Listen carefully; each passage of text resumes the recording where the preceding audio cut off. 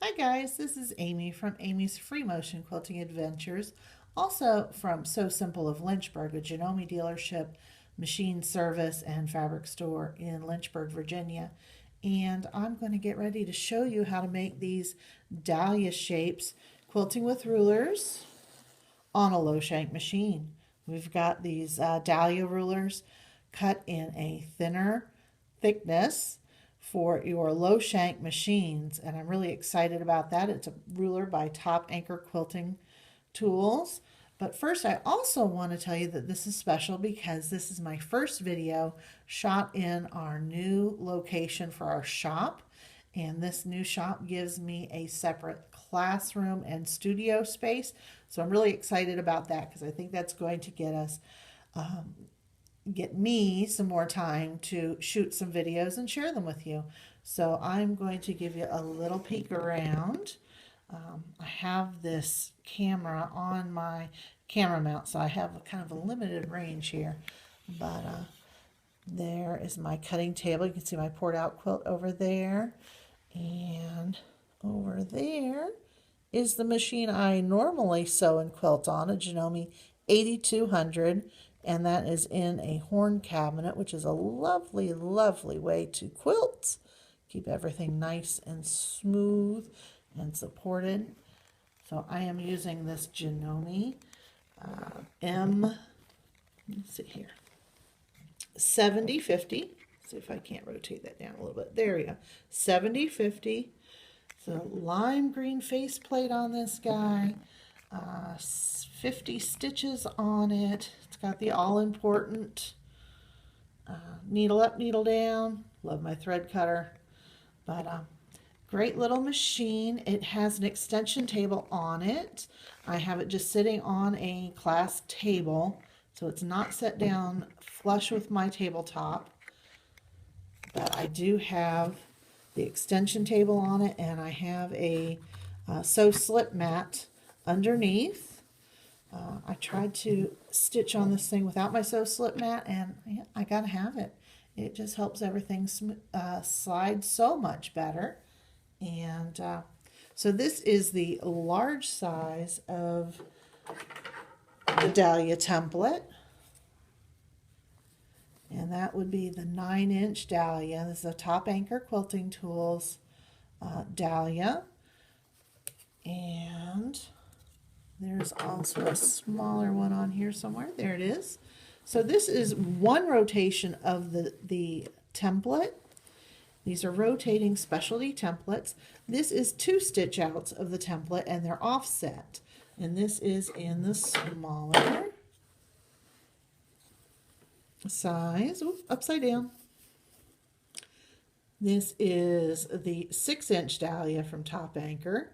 And you can notice this big hole in the center. This is where it rotates around on an anchor post or anchor pin. And I'm going to show you how to put that in. And you'll note I am using my Janome convertible free motion foot set. That's this guy with these little springs. It's not a hopping foot. It glides. The springs are a way to adjust the height. This is a low shank machine.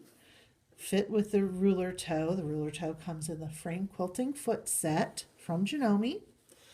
A lot of machines can still use these convertible free motion foot sets and the ruler toe, even if you don't have a Janome machine. There's quite a bit of crossover. The main thing is to have the right shank on your machine. I'm going to get to a clean spot over here on my quilt sandwich. And this is the anchor pin. And what it does is it allows that template to rotate around here. And I love it because the pointy part is not poking up where you need to stitch.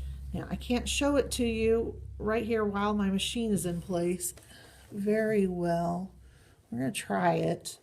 I don't want to pin into my sew slip mat, and I have done that before. So we're going to try it. Don't want to pin to my mat, but it just goes down. The idea is you don't need to get your hand up underneath your quilt project in order to get the pin in. I'm just going to slide it in there. I think I'm through both layers of fabric and the batting without getting into my sew slip. And, ooh, I need a manicure.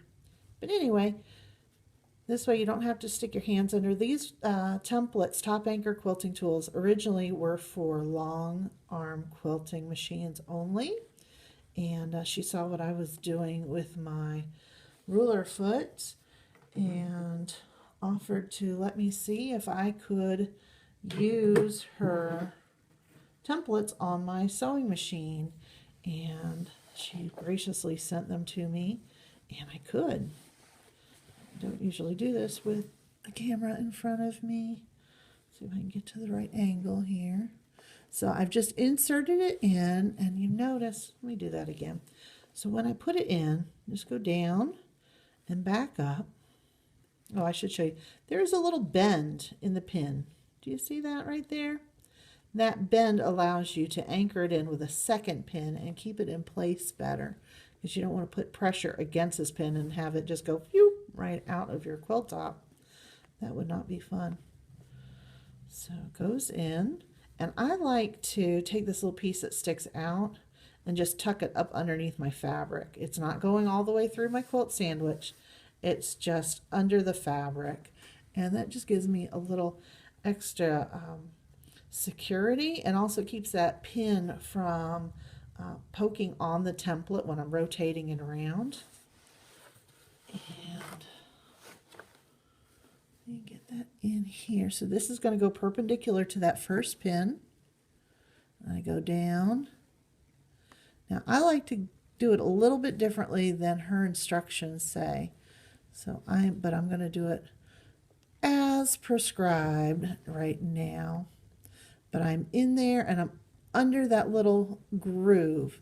And again, I like to make sure that my far end of that pin is just going back down underneath my fabric.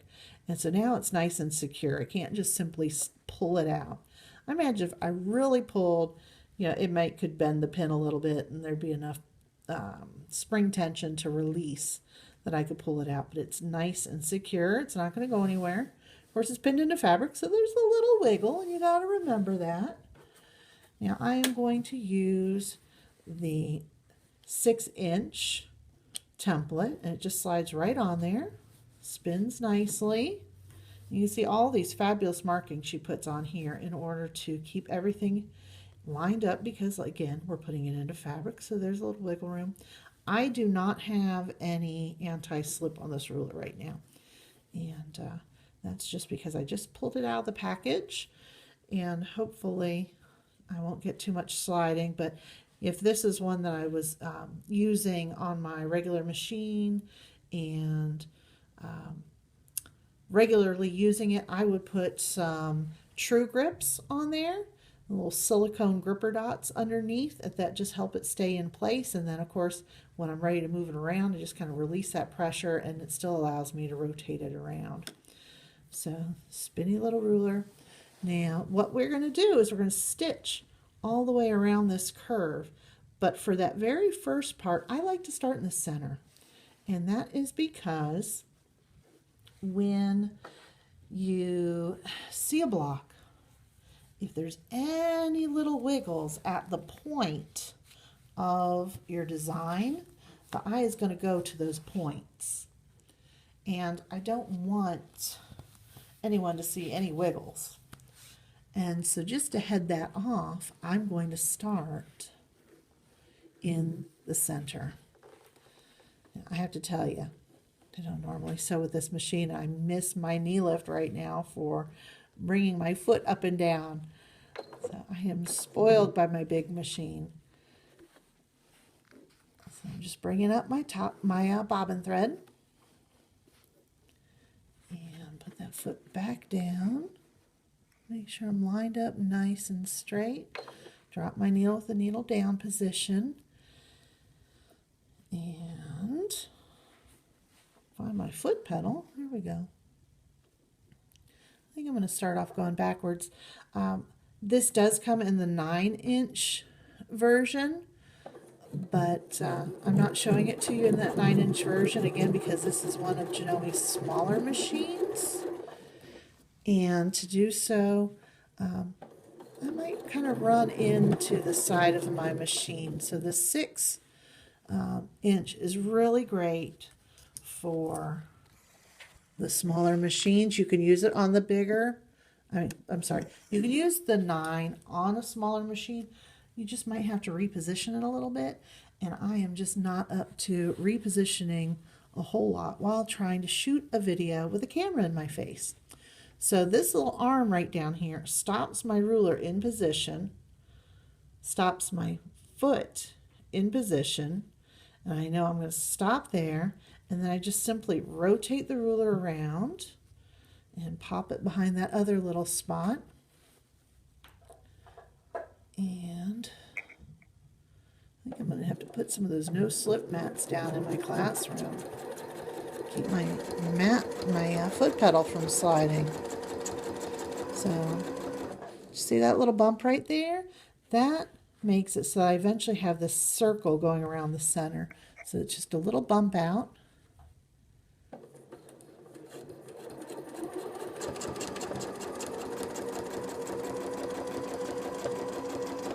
So now that I've made one complete pass on the ruler, when I go to rotate it again, I've got markings on here that I can line up and get you all nice and positioned.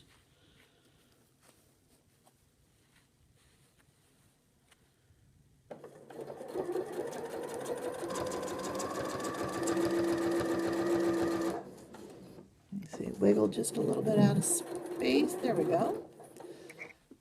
Out of place, just moving it around.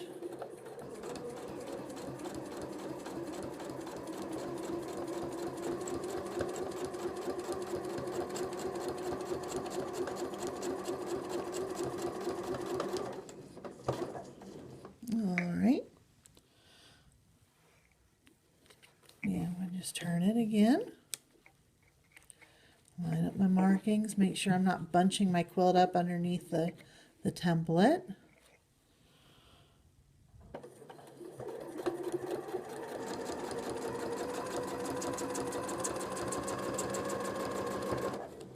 Stopping right before that little bump because that's a nice place to reposition and check my markings. Coming back around. I do hope I am not like breathing too heavily into this thing. On this machine, I don't have a regular place for my camera to be. And so it's kind of in a different spot than I normally set my camera.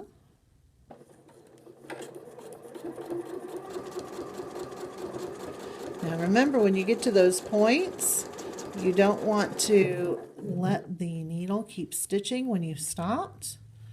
You just want to reposition it. Stop and let that foot just glide around there. Stop. Just reposition my hands a smidge. There we go. Over here, and there's absolutely no problem getting this ruler behind the foot on this low shank machine. I do find that the thinner rulers are a little harder to hang on to than the nice thick 1/4 inch rulers. But you got a low shank machine, what you gonna do? Almost done. Stop. Pivot it. Check that spacing back there. Oh, it's looking good.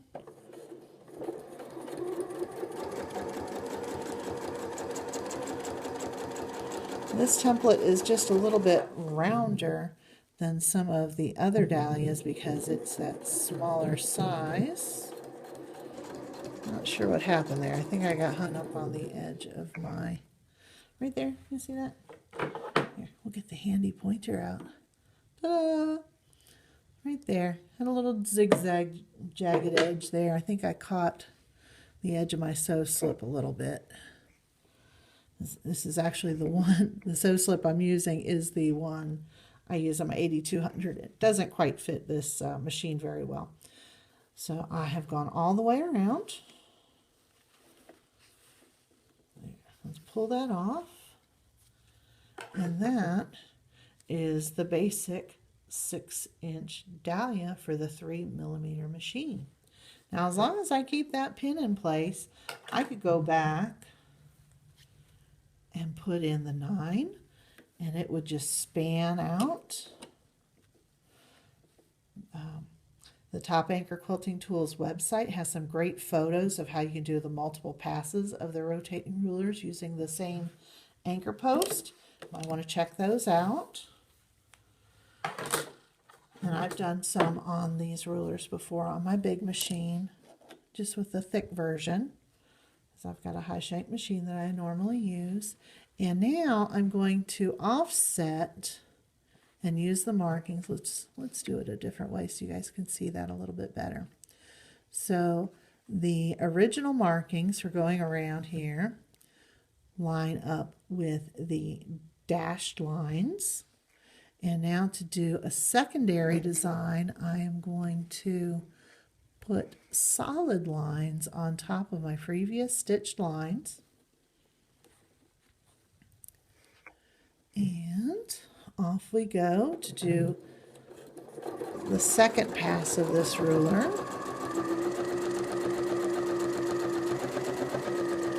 Ooh, Amy, slow down. Your stitches are too tiny. Nothing like switching machines to make you feel like you're not doing all that good.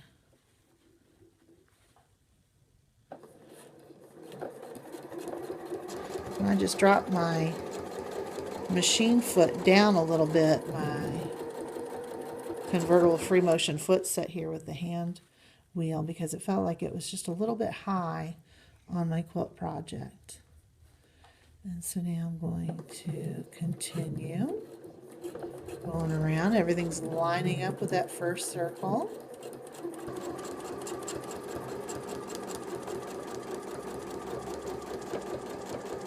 Stopping right there.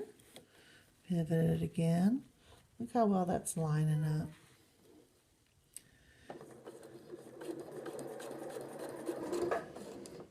Stop and get my finger out of the way.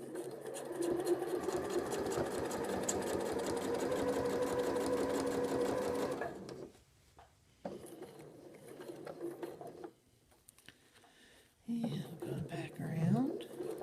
I think I changed directions on you guys. I believe I was stitching in the other direction for that first pass. It doesn't matter. Just as long as I'm using that same center pin and lining things up with the markings. I'm telling you, the makers of these rulers got some excellent math and geometry brains.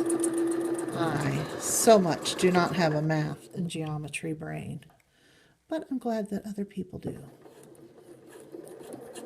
Coming around, trying not to bump my camera here.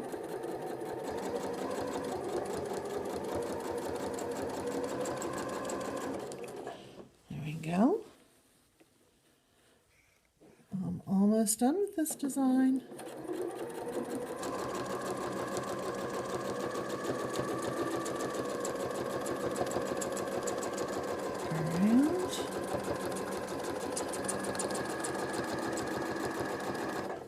See right there, it slipped a little bit. Just move it back up.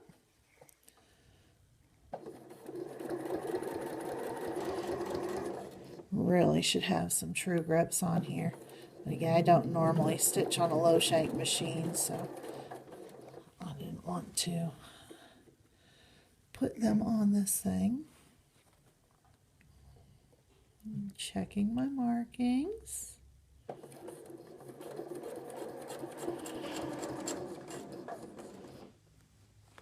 There we go. My gloves do an excellent job of locking this into place for the most part. Occasionally I get a little bit off. And that's why I'm just so glad that there are these wonderful markings.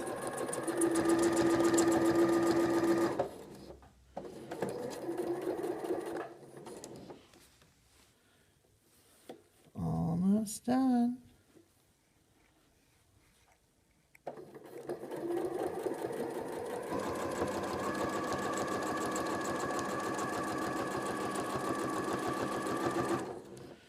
All right, so we've made our second pass.